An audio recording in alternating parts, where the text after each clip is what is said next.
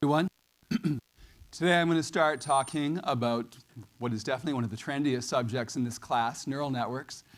Neural networks they can be used both for classification and regression. The things they're most famous for these days are classification. But for a neural network, classification and regression aren't so far apart from each other. We're going to have 3 lectures on neural networks. This one and the first 2 after spring break. Please enjoy your spring break. Neural networks tie together a lot of the different themes that we've been talking about in this class because they're kind of like perceptrons, where you put multiple perceptrons together to get something more powerful. They also involve ideas from logistic regression, from ensembles of learners. In fact, a neural network, in a way, kind of naturally includes an ensemble of learners that work together at the end, and stochastic gradient descent. They also use the idea of lifting the input features to other features, creating new features from the input features. But there's an extra twist now, which is that sometimes neural networks can learn their own features. You don't always have to hard code them. Sometimes it still helps to hard code them if you know what the right features are. But neural networks can sometimes figure out what the right features are for a complex problem. So I want to start again by reminding you at the beginning of the semester, I told you the story of Frank Rosenblatt, the inventor of the perceptron, back in 1957. And I told you before, he held a press conference where he predicted that perceptrons would be the embryo of an electronic computer that the Navy expects will be able to walk, talk, see, write, reproduce itself, and be conscious of its existence. And you know, for those of you who have maybe tried ChatGPT or something like that, you might actually have cause to think that maybe Mr. Rosenblatt was prescient.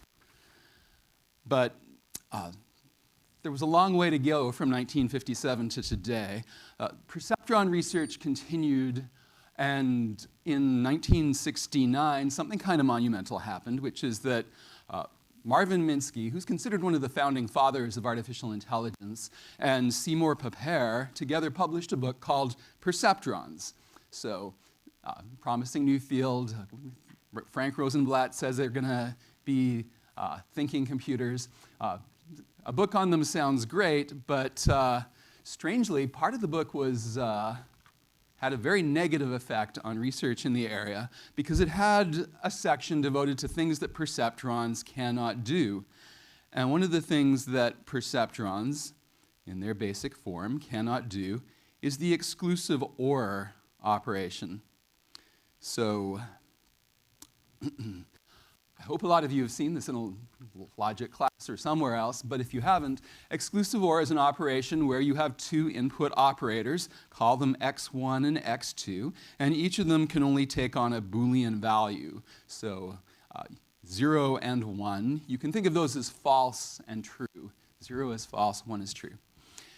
The output of the exclusive OR operation is, well, it's essentially the 0 if there's an even number of 1s as the input, 1 if there's an odd number of 1s as the input. So that's what the exclusive OR operation outputs, is one of those 4 numbers. And you can think of these 4 numbers as being 4 points in a 2-dimensional feature space. So think of the 1s as being in class 1 and the 0s as being in class 0. And so we would like to find, if we're going to use a perceptron, we would like to find a linear separator that separates the 1s from the 0s. Let's try to do that. Okay, does that work? Well, no, there's a 1 on both sides. That's no good. How about, does that do it? No, there's a 0 on both sides. That's not working either. What the heck?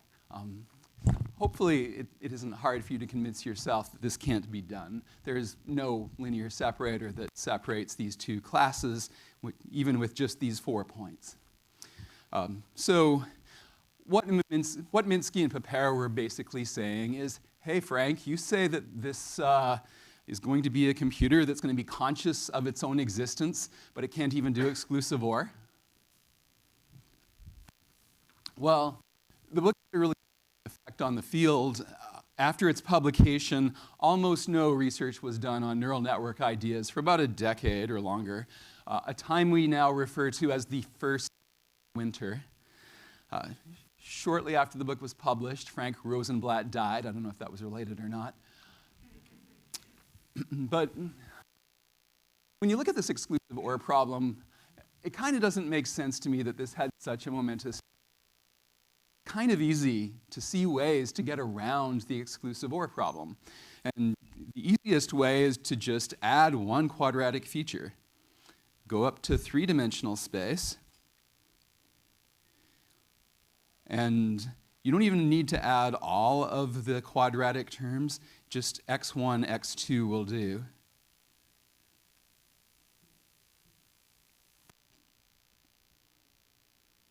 So if we add that feature, so now we have a three-dimensional space instead of a two-dimensional space, that makes exclusive OR become linearly separable in 3D. And, well, let's try to visualize that. We will, I'm going to use blue ones for class 1, and red zeros for class 0. And, well, for 3 of the 4 possible inputs, x1 times x2 is 0, so those are all going to still be in the plane.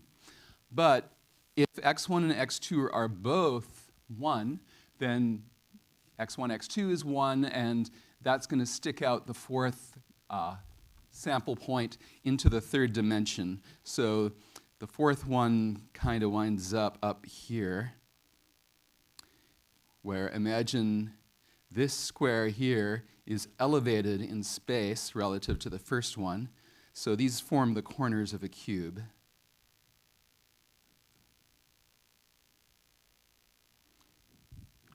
All right, so that's where our 4 points now are in three-dimensional space when we add this one feature, x1, x2.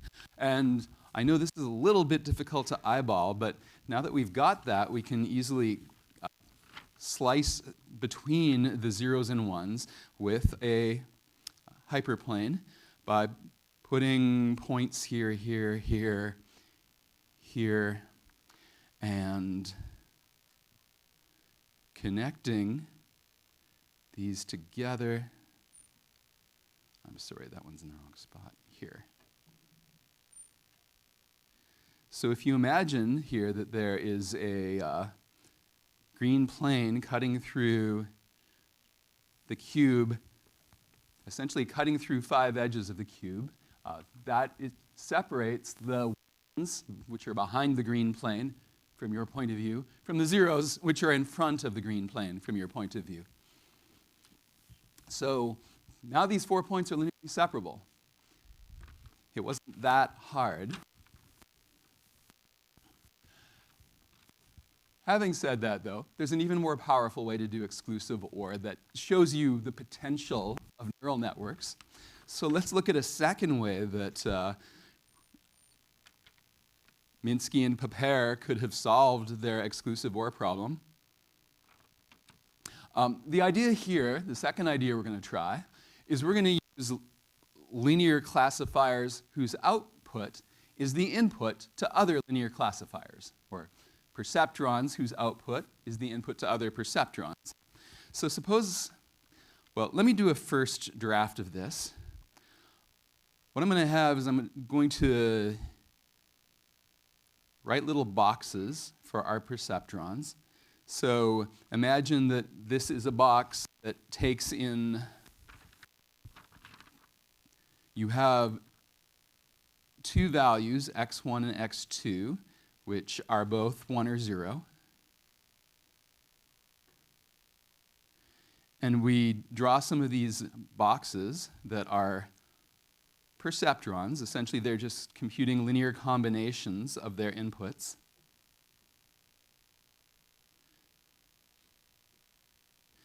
And now what I'm going to do is I'm going to take the output of those perceptrons and feed them into another perceptron.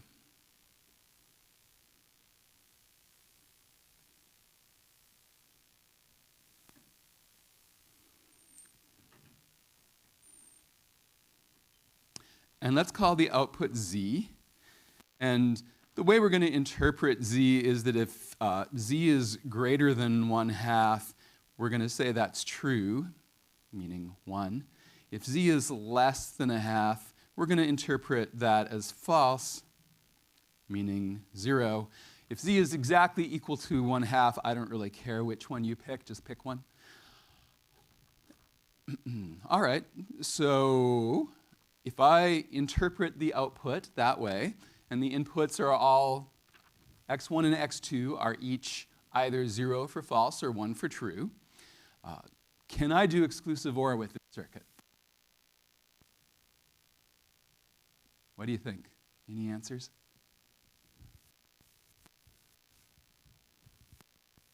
Yeah. Because? It's still linear. You're right. So no, this doesn't work. The problem here is that, well, it's still linear is the short answer. The long answer is a linear combination of linear combinations is a linear combination. We haven't actually introduced any additional power, so to speak, over just one perceptron when we do this. So no, you can't do exclusive OR with this for the same reason you couldn't do it with one perceptron. But we need just one more idea to get to useful neural networks. And that idea is we need to add some sort of nonlinearity here between the linear combinations. So if you think of these boxes, the boxes that compute the linear combinations as neurons, analogous to the neurons in your brain that are all connected together and signals to each other, then let's say that when a neuron sends a signal that it computes onto another neuron, instead of just sending it directly, some nonlinear function, and then put that into the next perceptron down the line, the next layer of perceptrons down the line. Now, if you do that, then the neurons can actually act like logic gates. If you've taken a class in digital design or ever worked with basic digital components, you know that you can simulate pretty much any combinatorial circuit, any combinatorial calculation you want with logic gates. And so here's just to give you a sense of how these things can work as logic gates. The nonlinearity we're going to use is the logistic function, the same logistic function from logistic regression, though in neural networks it's often called the sigmoid function. Reminder of that nice S shape. So here's a two-level perceptron that computes the exclusive OR function.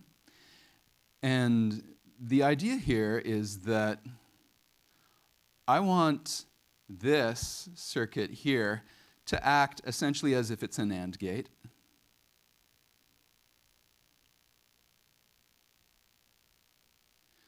And I'm going to draw another one down here.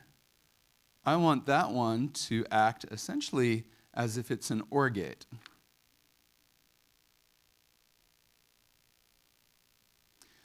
And then the outputs of those two circuits, let's call one of them V and one of them W, we're going to put them into something that we're going to call an AND gate. If I can do this successfully, then this logic circuit has just built a circuit that calculates the exclusive OR in X2. How can we do this? So first of all, remember this is going to be approximate. Remember that in logistic regression, the output of logistic regression is a posterior probability that's never exactly 0, never exactly 1. But if it's close enough to 0 or close enough to 1, it will act about the same as a 0 and a 1. And so in this circuit, you can approximate this behavior just by saying, here's the logistic function applied to 30 minus 20x1 minus 20x2.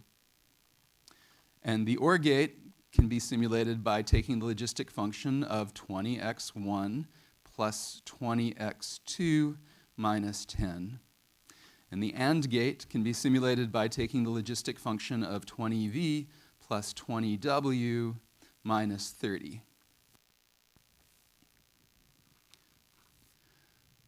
So the idea is that the linear operation, like 30 minus 20x1 minus 20x2, is either going to compute a number that's well above 0 or well below 0, and then the sigmoid is going to turn that into a number that's very close to 0 or a very close to 1. And so this is how you get an exclusive OR from multi-level perceptrons with nonlinearities between the perceptrons.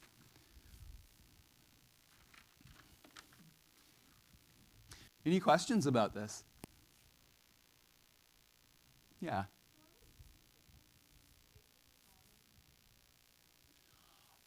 Are we using sigmoid functions to model NAND, NOR, and AND gates? We can. Part of what I'm trying to show you is that if we use sigmoid functions, then the circuit can model any general logic gate and therefore can compute any general combinatorial function you want of the inputs. Now, will it actually do that? We still need a learning algorithm. So what the actual learning algorithm gives us doesn't really look like logic gates because it's actually more flexible. It has the ability to use even more sneaky ways of computing things than logic gates do. But what I'm showing you is that this is going to be at least as powerful as logic gates. Maybe more powerful, but certainly not less. Yeah? X1 and X2 are both either 0 or 1. So think of them as Boolean values expressed as numbers, and then run through these floating point operations. Does that answer your question? Well, if x1 is 0, then you're subtracting 0 when you subtract 20x1. If x1 is 1, then you're subtracting 20. Okay. Yeah. Other questions? Yeah.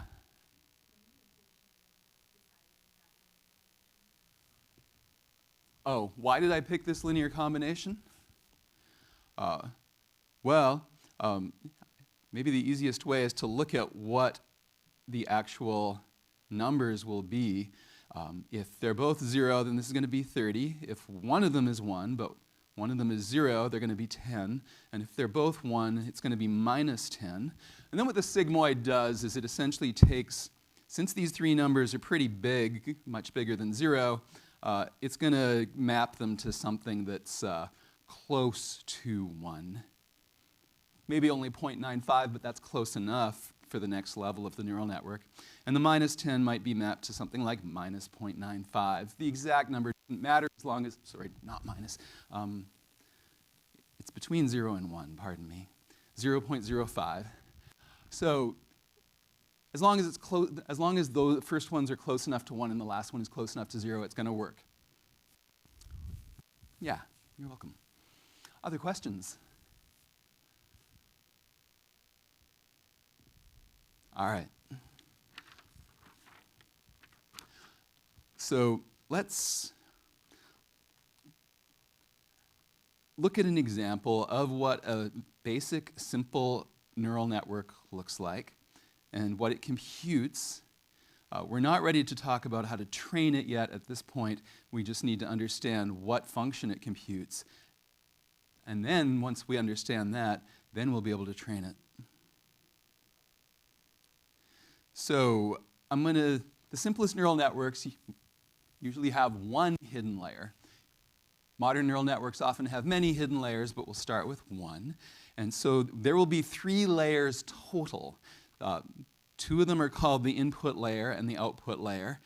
And all the layers between them are called hidden layers because you don't see them, in a sense, when you use the neural network. All right, so the input layer, as usual, will be a d-dimensional feature space. So you input a point x with d components. And also, we're going to need the fictitious dimension. Just like a perceptron or any regression algorithm, we need to tag a little 1 at the end to support the fictitious dimension. So that's why xd plus 1 is 1. The next layer after that are what are called hidden units. Unit being another word for what I called a neuron or a perceptron before. So there could be an arbitrary number of those, call them, let's say there are m hidden units. And so the values computed by those units are going to be from h1 to hm. And once again, we're going to need a fictitious dimension so that we can make the outputs be an arbitrary linear function of the hidden units with bias term. And lastly, the output layer is going to be, let's call that z1 through zk. Now, up until this point in the semester, all of the classification and regression algorithms only had 1 output. If you want 2 outputs, then you just train 2 different classifiers, or you do regression twice. That's the natural way. But with a neural network, there's going to be an advantage to combining all of our different outputs into a single neural network, rather than having a separate neural network trained for each output that you might want to predict. So that's why now, instead of just having a single output, we're going to have z1 through zk. A little bit of notation before we can go on. We're going to have weights that connect the input layer to the hidden units. And those weights, m by d plus 1 matrix, which I'll call capital V. And then there's going to be what are called the layer 2 weights that connect the hidden units to the output units. And the easiest way to represent those is with a k by m plus 1 matrix W. And I care about the rows of these matrices, so I'm going to use the same convention that I use for design matrices, that if I write VI, I am referring to the information stored in row I of the matrix V, but I like column vectors, so I'm going to put a little transpose on it so that when we pull the row out, it becomes a column vector. And likewise, if I talk about WI, I am referring to row I of the matrix W, albeit in column vector form. With all that notation out of the way, here's a simple drawing of a neural network. I will put the hidden units in the middle first.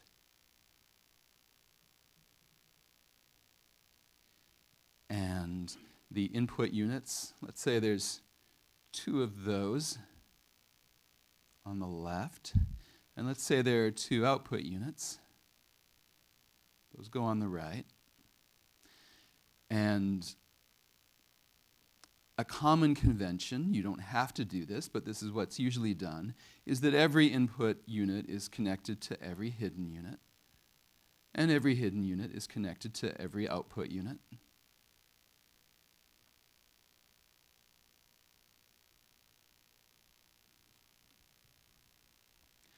Now, I also want to support bias terms, meaning that I want the output to not be forced to be 0 when the inputs are 0. So as we usually do for perceptrons or regression, we're going to have a fictitious dimension that's always set to 1. And we're going to do the same thing for the hidden units. They also have a fictitious unit so that the outputs don't have to be 0 when the hidden units are 0.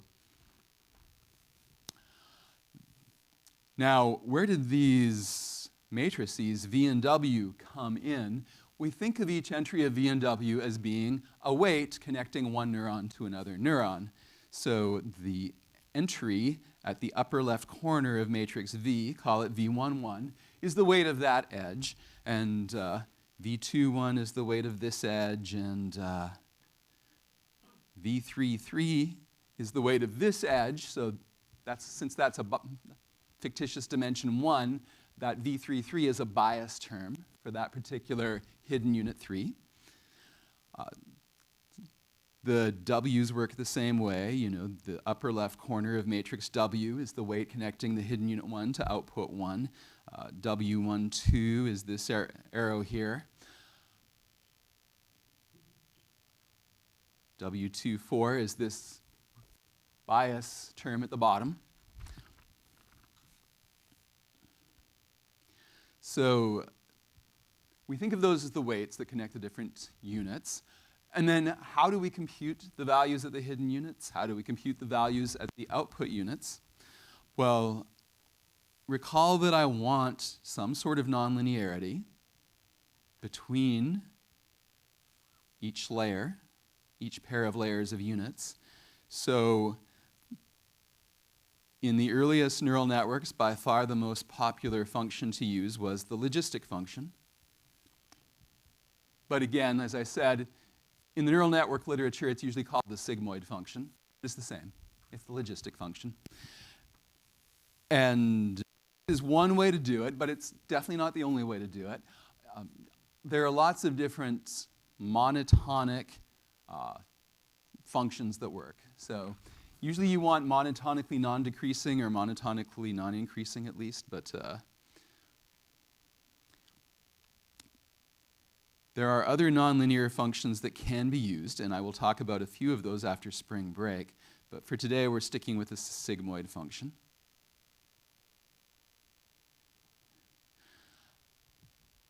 I want to sometimes apply the logistic function S to a whole vector, just like I did when we were talking about logistic regression algorithms. So if V is a vector and I apply S to it, I'm just applying S component-wise to all of the entries of the vector V. That's all I'm doing. And I will also need a notation for when I do this, sometimes I want to add an extra one to the end of the vector I compute. So for that, I'll use S subscript 1 as a function that takes a vector and component-wise applies the logistic function to all the entries in that vector. So it's exactly like the previous vector I just wrote down, except that we append a 1 at the bottom. Question?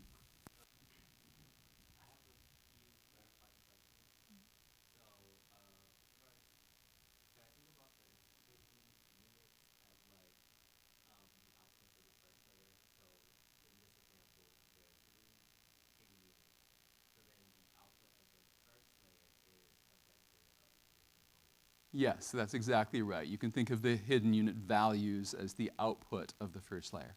Correct. After we apply the nonlinearity. That's usually the convention.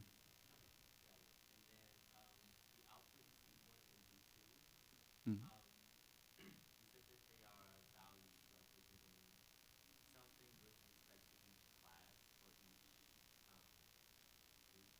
Yeah, the output values Z1 and Z2, they could be classes. So that's how they're most commonly used. Is Z1 might tell you whether you should, if it's like, suppose you're programming a neural network for a self-driving car, Z1 might tell you whether you should hit the brakes or not. That would be a classification you might make. Should I hit the brakes now or should I keep moving? But they can also be used for regression, so, and sometimes even in the same network. So Z2 might be, how far left or right should I turn the steering wheel? Give me a number in degrees.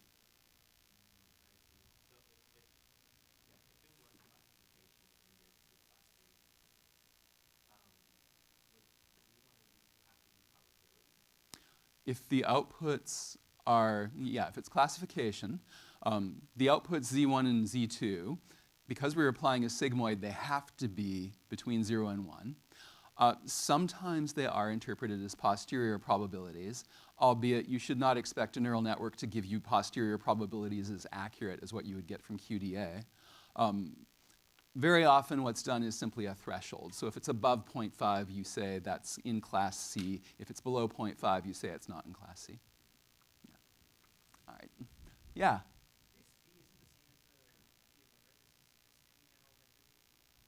This is just any general vector V, right? That's right. It has no connection to a V I wrote above. Also, the V above was an uppercase V, and this is a lowercase v. I probably should have picked a bit different letter, though, for the lowercase one. Yeah?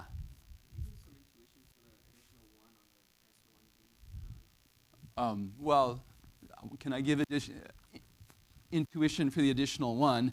We're just going to use that when we compute H, because when I compute H, I need to add a 1 to the end of it before I go on to the next level. That's all that's for. It's just a notational convenience to automatically create this node for me when I'm writing equations, and we'll see how that works now, because once you see how I'm going to use it, hopefully it will be obvious, because now that we have this notation, I can write H as a function of X in the following way. Multiply the matrix V by the input vector X. Here, we assume that X has the fictitious dimension, like a 1 added to the end already. That's H. That's our vector H. And likewise, how do we get the output units? Well, we just multiply W by H and apply this S to that. And the only reason it's not S1 is because this is the last layer and we don't need to add a 1 anymore.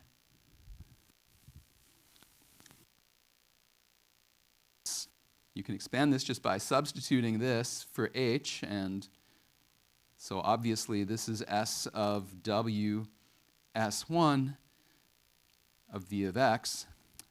So there you go. That's a very nice, short, tidy way of writing out what the neural network computes when you ask it to classify point X.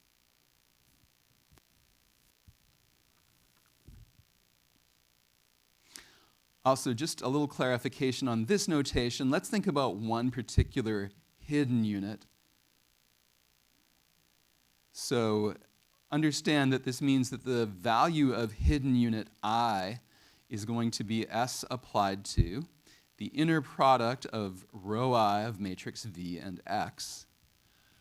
And this is the reason why rho I of matrix V is something we want to give a name to and treat separately,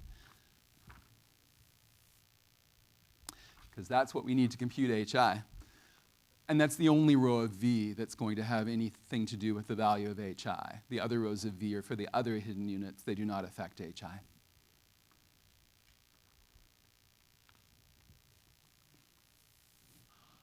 So now that we have, oh, question?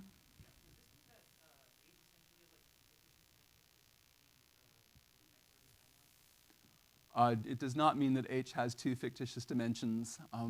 The purpose of the first fictitious dimension is so that when the vector X is otherwise 0, the H's are not all forced to be 0. Likewise, the purpose of the hidden dimension, or the fictitious dimension 1 in the hidden units, is to ensure that if all the hidden units are 0, that the outputs are not forced to be 0. That's all there is to it.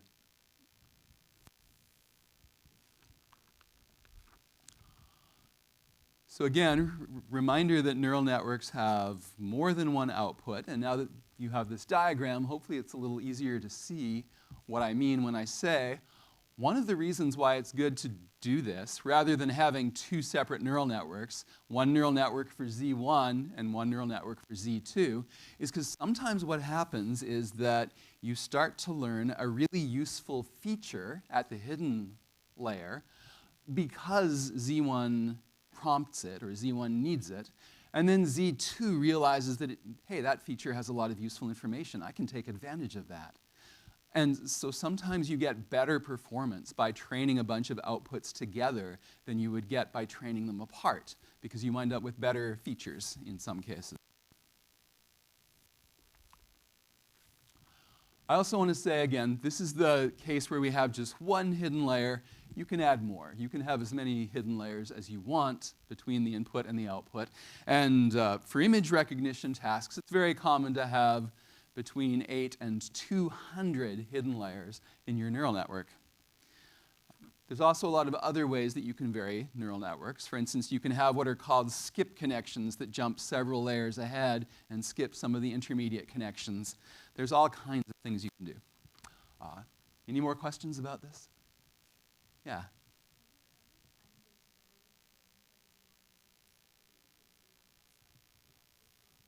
Are there times when it's better to train Z1 and Z2 separately? I think generally the answer is no if you have enough hidden units. But if you're kind of starved of hidden units, if you've created a network where the number of hidden units is just not as big as it should be, then the output units might be fighting each other for control of enough hidden units to compute what they want to compute. So if you starve your neural network by not giving it enough hidden units, then maybe yes. But if there's lots of hidden units, then no, it should never make things worse. In the back?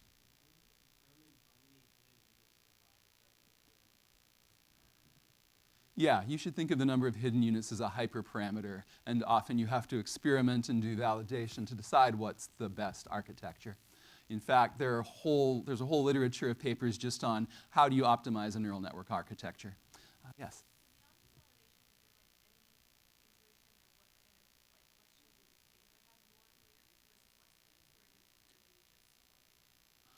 Well, I mean, the first rule of thumb is kind of the more hidden units, the better. But, or you're asking about the number of layers. Okay. All right, so those are actually two different questions. The number of layers and the number of hidden units per layer are two different questions. For the number of hidden units per layer, as a rough generalization, just use lots of them, whatever you can afford computationally, and you'll probably get better results. In terms of the number of layers, that's much more problem dependent. I mean, image recognition networks, it's been discovered that very deep networks work very well. But there are a lot of simple problems, especially problems where you just don't have much data, where extra layers are not going to help you. Yeah.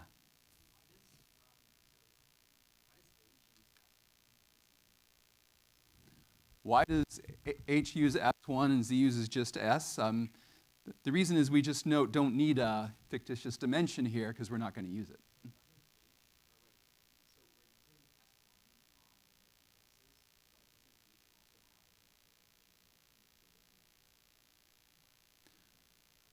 Well, I did use the fictitious dimension to compute H.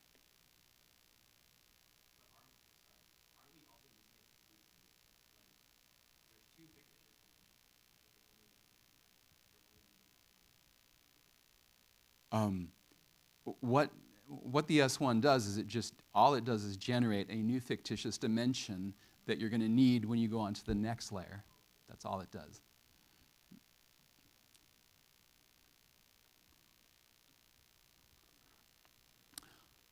All right, I want to make sure that we will have time to talk about how to train these things, because that's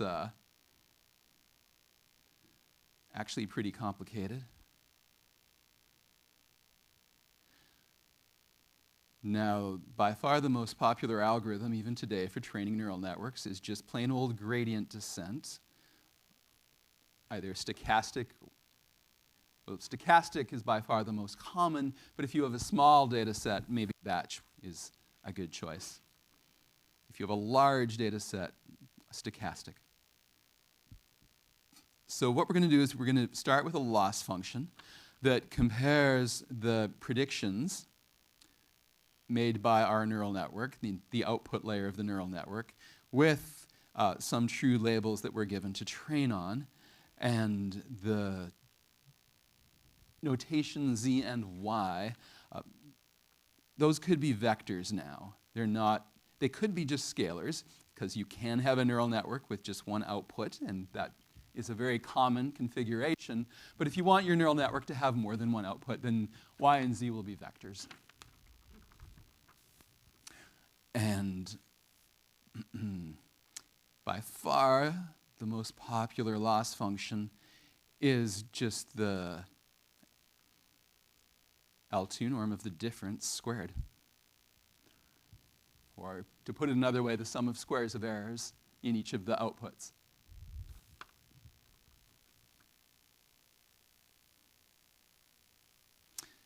All right, so the cost function that we're going to optimize, I'm going to call it capital J, is going to be a function of the weights in the matrices V and W. And so the weights in the matrices V and W are what we're trying to optimize.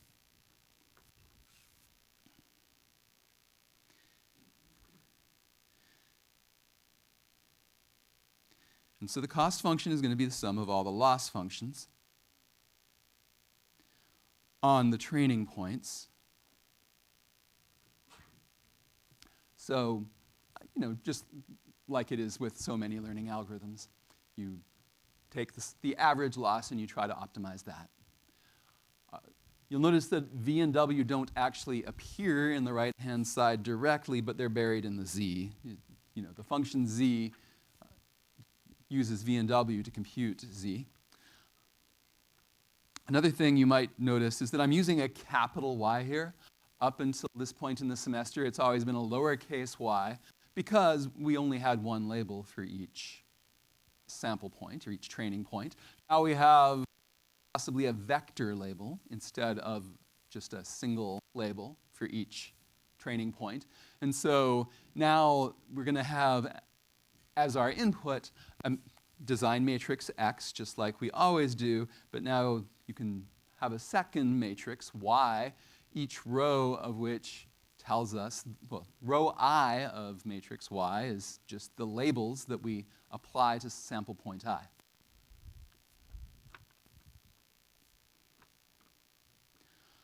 All right, so again, our goal is let's find the V and W that minimize this cost function J. And one of the earliest problems that we have to recognize when we're using neural networks is that usually there are many local minima.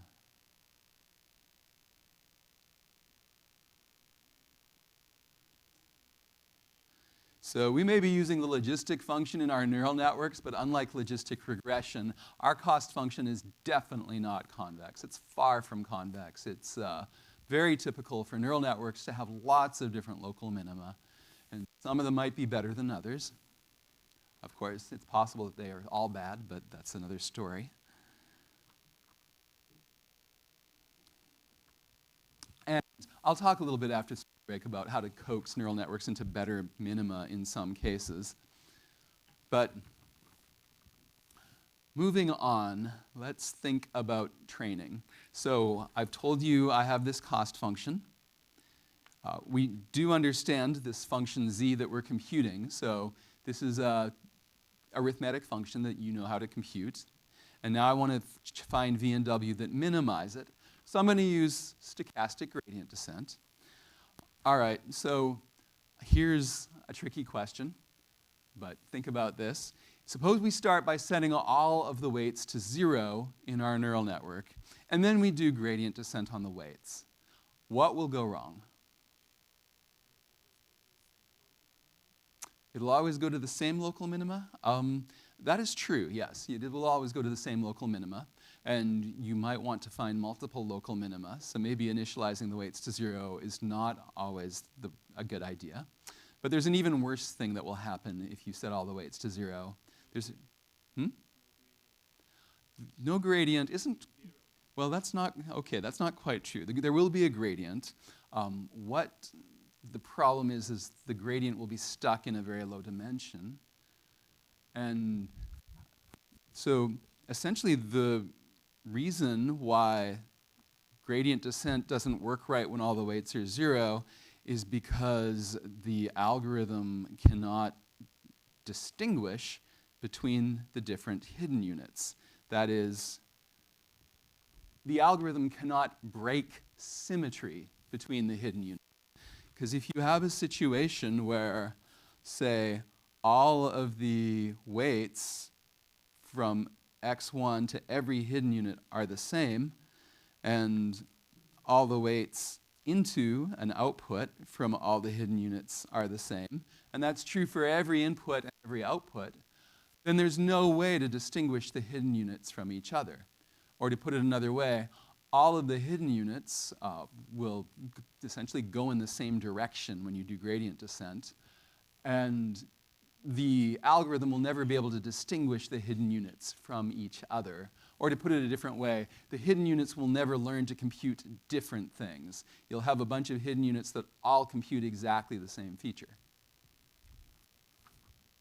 So you need to break symmetry to force the hidden units to all go in different directions and learn different things, so that they're not just duplicating each other's computations.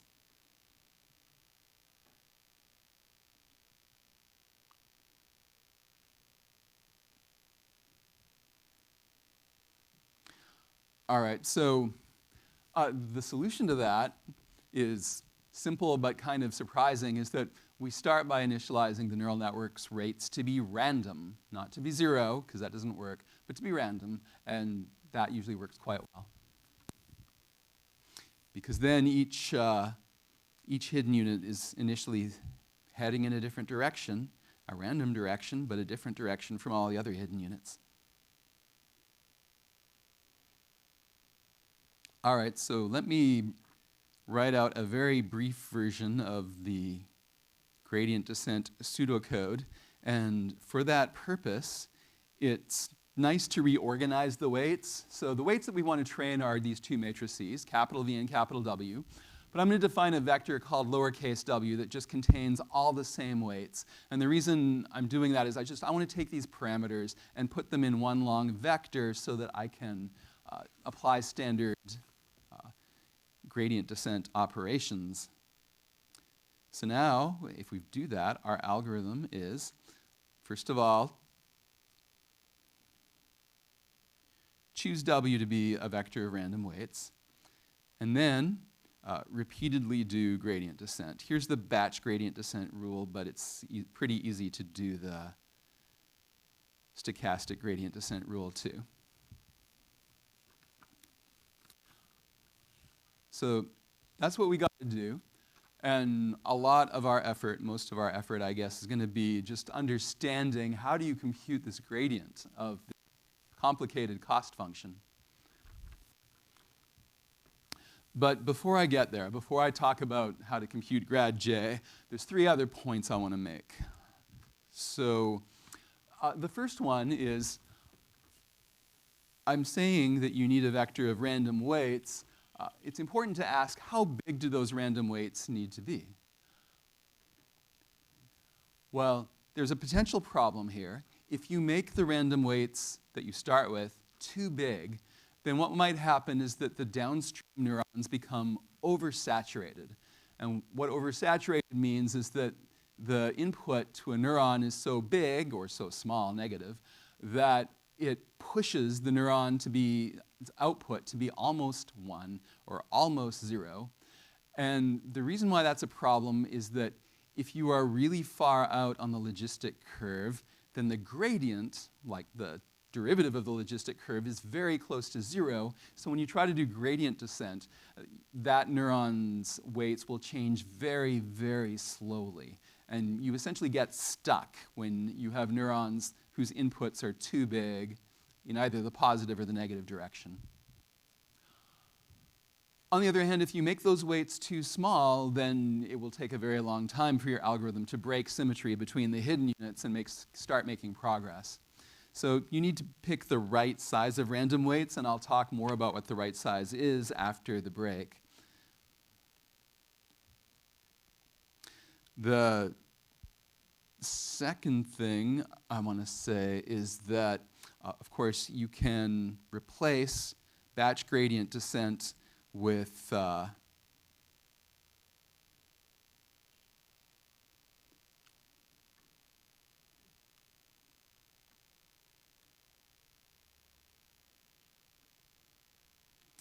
not not sure what the right way to put this is, but let's say, here's a good way to put it. I mean, we can replace batch gradient descent with stochastic gradient descent, and very often that's what we're going to do. And so what that means is that we're doing gradient descent on one training point's loss function at each iteration. The most common way to do this, as usual, is you take all your input points, you shuffle them into some random order, and you go through all the points one by one. But if that's too hard, you can literally just pick a random point and descend on it and then repeat.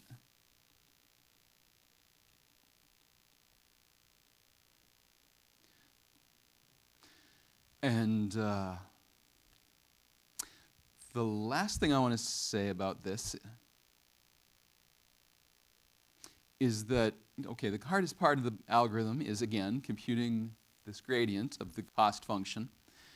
And if you pick one weight in the network, you derive the derivative for that weight, then the cost of just deriving that one derivative is going to be the size of the network, the number of edges in the network. If you have to do that for every weight, then that means that the total cost is going to be the number of edges in the network times the number of edges in the network. So it's the naive algorithm, where you just compute each weight's derivative separately, is too expensive because it's quadratic in the number of weights if the neural network is deep.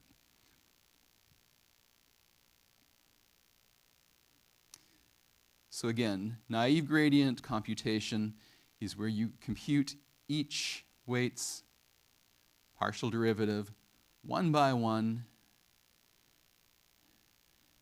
and you have to do this for every weight, which the number of weights is equal to the number of edges in the network. But the cost of doing this for one weight is the number of edges in the network. So you wind up with a quadratic algorithm. The heart of neural network training is an algorithm called backpropagation, which you can think of as a dynamic programming algorithm that reduces the cost of one iteration to linear time. Big O of edges instead of big O of edges squared.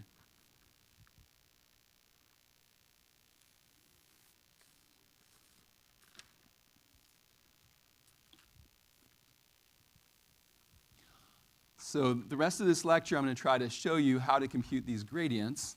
And we're going to do it in stages. I want to start by thinking about a simple arithmetic expression.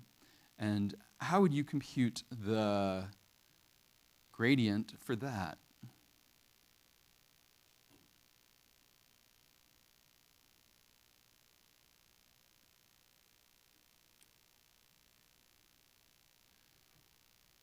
So the example I have in mind is we're going to take three input values, call them A and B and C, and we're going to add A to B.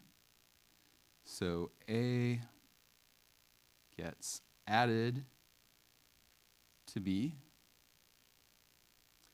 and then we're going to multiply the output of that by C.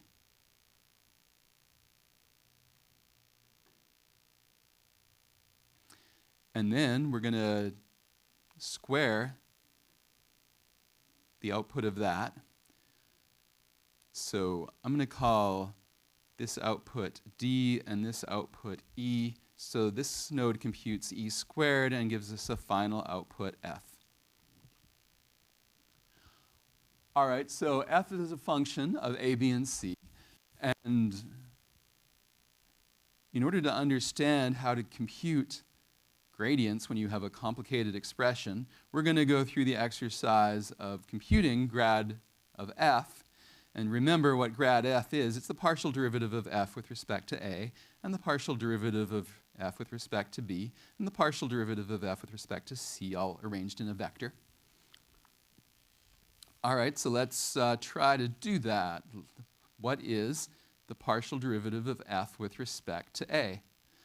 Well, I've got to do some chain rule here. I gotta take the partial of f with respect to d times the partial of d with respect to a. And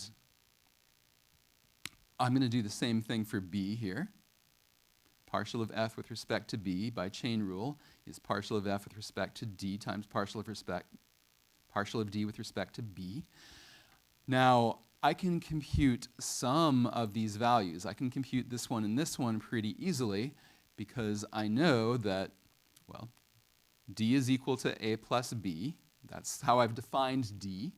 And so the partial of d with respect to a is what? 1. The partial of d with respect to b, obviously 1.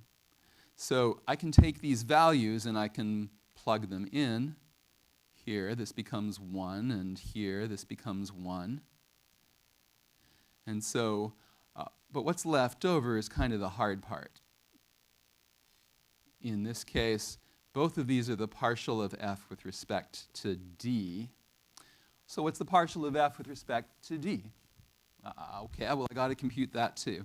The partial of f with respect to d, again, let's apply the chain rule. It's the partial of f with respect to e times the partial of e with respect to c. All right, and also, let's not forget c down at the bottom. I want to compute the partial of f with respect to c. That's going to give us a similar formula, partial of f with respect to e times the partial of e with respect to c. I'm sorry, this was supposed to be a d here. That's a d. So to compute those two, once again, I know how to compute part of them. I know how to compute this term here and this term here because I know that by definition, E is C times D. So the partial of E with respect to C is D. And the partial of C with respect, the partial of E with respect to D is C. So knowing those two things, now I can plug that in here, recognizing that this is a C. I can plug it in here, recognizing that this is a D. And so once again, I have partial answers to the questions I was asking, but I still have to compute this partial of f with respect to E. So what's the partial of f with respect to E? Well, I'm going to make this as mechanical as possible, so I know this looks silly, but I'm going to write this by the chain rule as the partial of f with respect to f times the partial of f with respect to E. And since I know that by definition f is E squared, that means the partial of f with respect to E is just 2E. And so I can plug in that one there, because I know that one. And so that gives me 2E times partial f over partial f. And then to finish the chain, partial of f with respect to f is just 1. So the final step is going to be, so far I've been going from left to right, forward propagating these values and computing what the derivatives are all the way. Now I'm going to go from right to left and back propagate the partial derivatives that I've computed along the way to fill in the previous answers.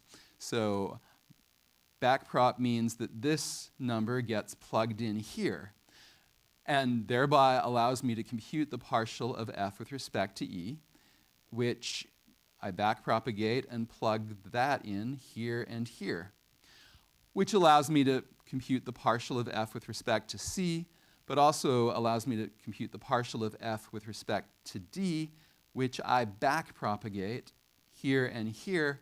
So now I can compute the partial of f with respect to A and the partial of f with respect to B. And having done that, now I have my answer, what is grad f?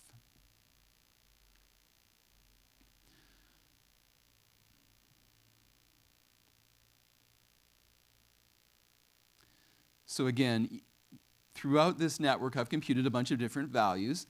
And so if a value is called z, for instance, then it is going to give us a partial derivative of the following form.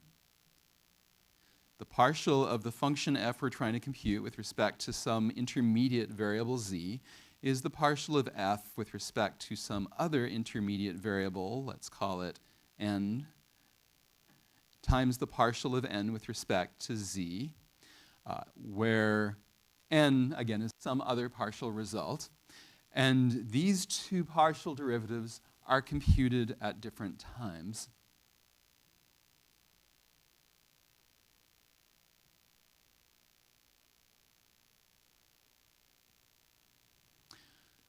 The second derivative is computed during the forward pass. When we actually compute what training point x does to all the other values in the network, we can compute that partial derivative. But the other partial derivative, f with respect to n, this is not something we can compute on the forward pass because we need all the values from the end of the network backwards to compute it. So this is computed during a second pass, a backward pass through the network, after the forward pass is done.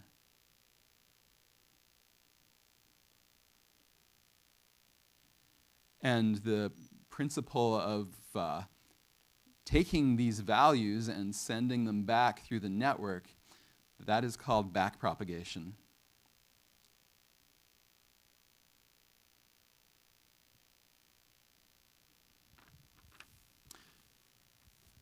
Are there questions about that?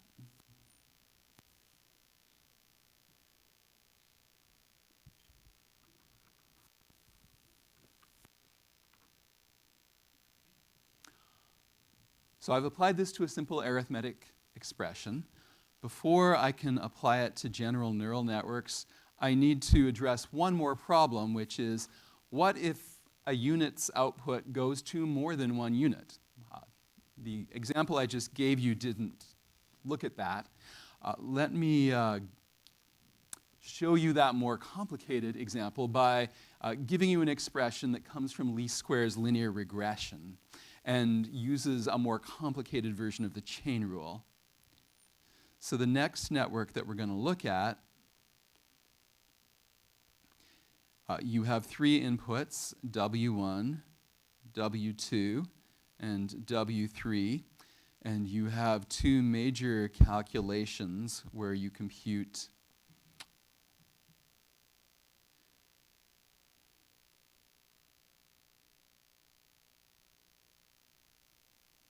this expression and this expression.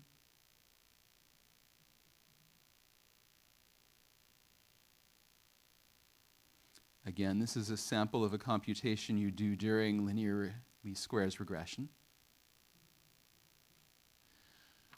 And so W1 and W2 and W3 are inputs to both of these computations. And let's say that the output of these computations are called Z1 and Z2.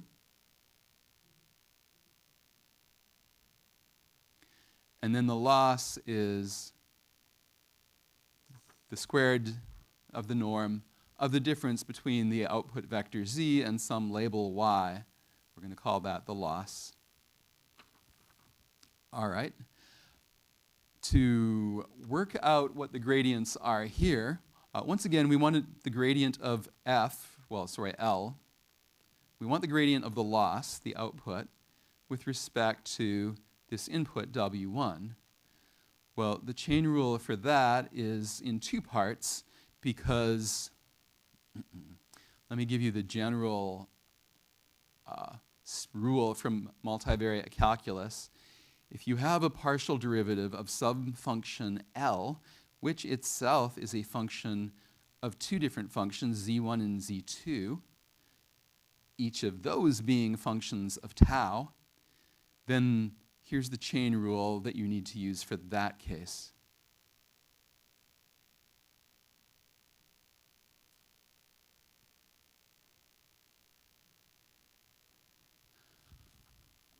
I hope you've all seen that in your multivariate calculus course. Another way to write it is as the gradient of L dot product with the derivative of partial of z with respect to tau. All right, so let's go back up and apply that formula to our diagram up top. We will find that, I guess I should use blue here, it's easier to read. The gradient of L with respect to W1 is the gradient of L with respect to Z1 times the gradient of Z1 with respect to W1 plus the partial of L with respect to Z2 times the partial of Z2 with respect to W1.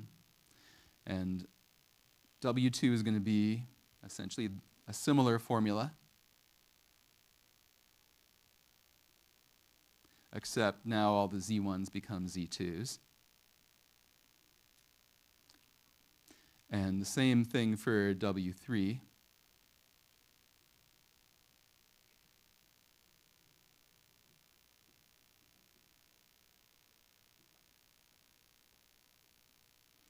I'm sorry, I got this wrong. That's the W1 should be replaced by W2 here.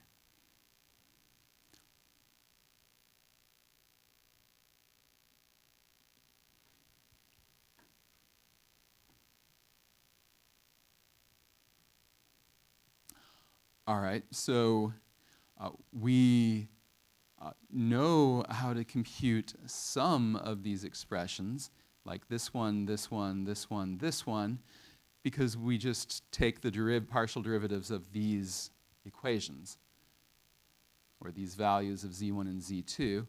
So that allows us to simplify this partly to x11 partial of L with respect to z1 plus x21 partial of L with respect to z2.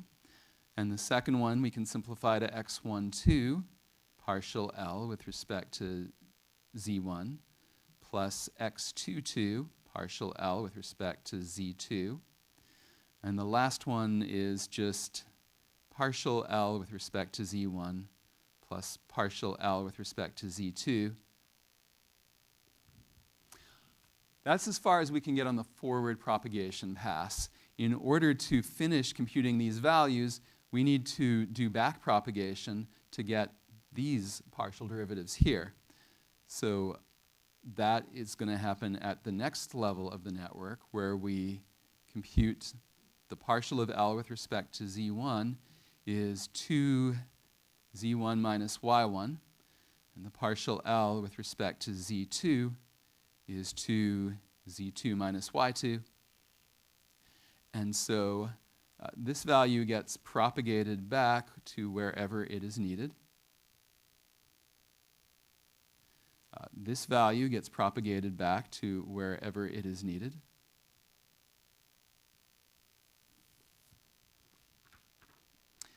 And that's what you need to compute to do the back prop algorithm. The main point I want to make here is this is dynamic programming. If you've taken CS 170 or some other class that taught you dynamic programming, that's what this is. Because essentially, we are solving a subproblem here, and we're using the solution of that subproblem to solve 3 other subproblems over there. And we're doing this all over the place in the back prop algorithm. Any questions about that? Yeah.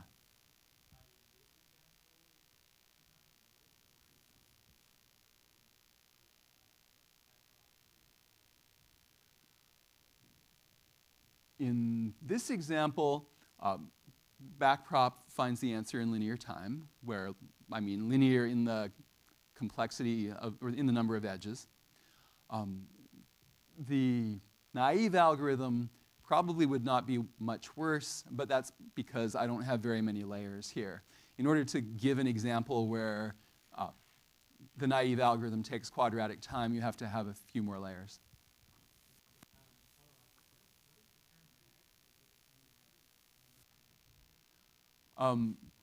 The edges are the actual kind of edges that are drawn on the, like on the screen. Where I draw an edge connecting one neuron to another neuron, that's what I mean by an edge in the graph that shows the computations.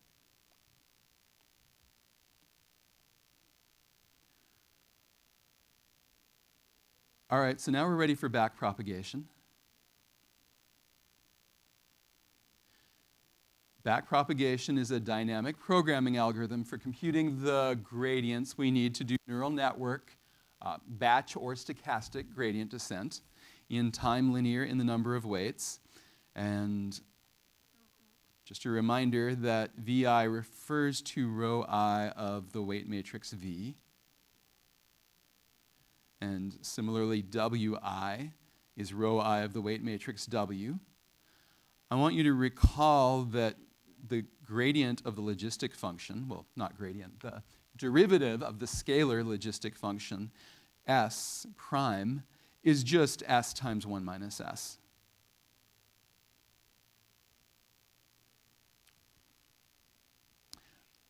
Reminder that the hidden units value I is logistic applied to rho I of V dot product input units X. And likewise, the output unit J is just the logistic function applied to the inner product of rho J of matrix W times, the hidden unit layers.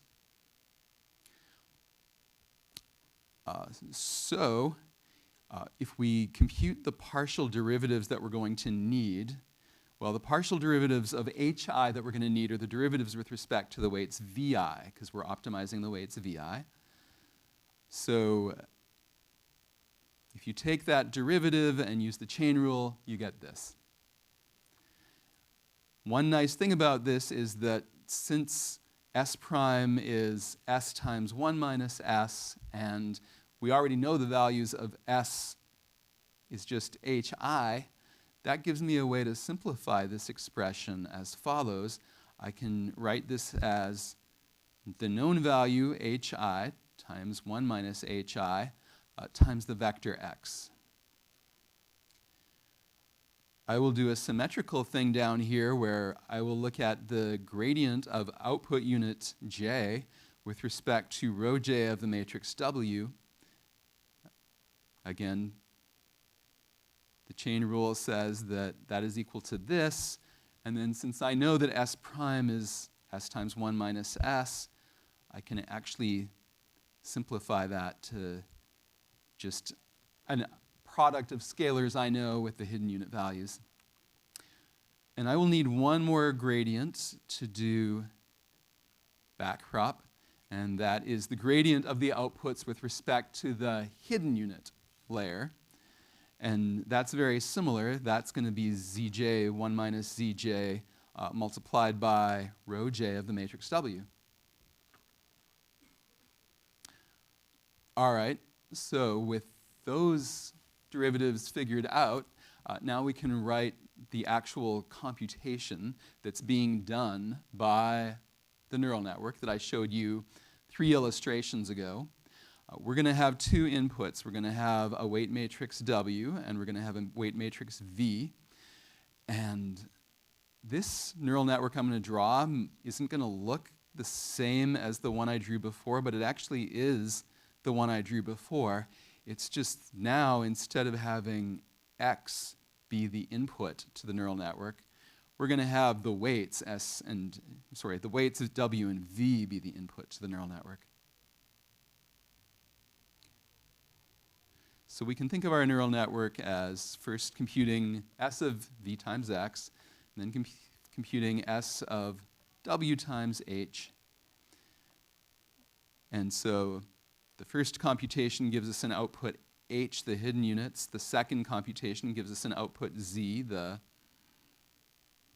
output units. And then in the end, we take the square of the 2 norm of z minus y to be our loss. All right, at this point, to do backprop, what we need is the gradient of the loss with respect to wi, rho I of the matrix L. And we can write that by the chain rule as this. And we know the value on the right because we just computed it up here. Substitute that in, and now you have grad of the loss with respect to zi times scalar zj, scalar 1 minus zj, vector h. We can do a similar thing for the gradient of the loss with respect to rho I of the first matrix of weights.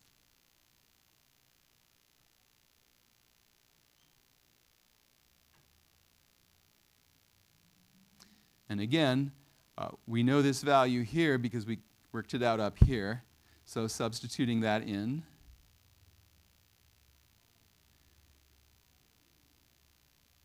gives us this. So at this point, we don't yet know these two partial derivatives. We have to use backprop to get those. And so that means we have to compute the gradient of the loss with respect to the hidden unit weights. That's going to be a more complicated application of the chain rule. And that looks like this.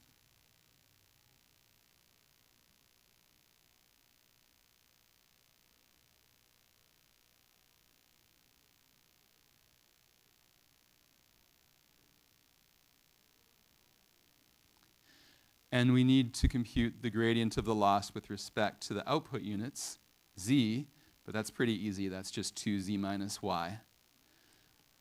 And so then what backpropagation does is it takes this gradient here that we've computed and sends it where it's needed, here and here. And it takes this gradient of the loss with respect to the hidden units and sends it where it's needed, here, so that we can compute the values of those derivatives. And once we've had those derivatives, then we can do a step of stochastic gradient descent.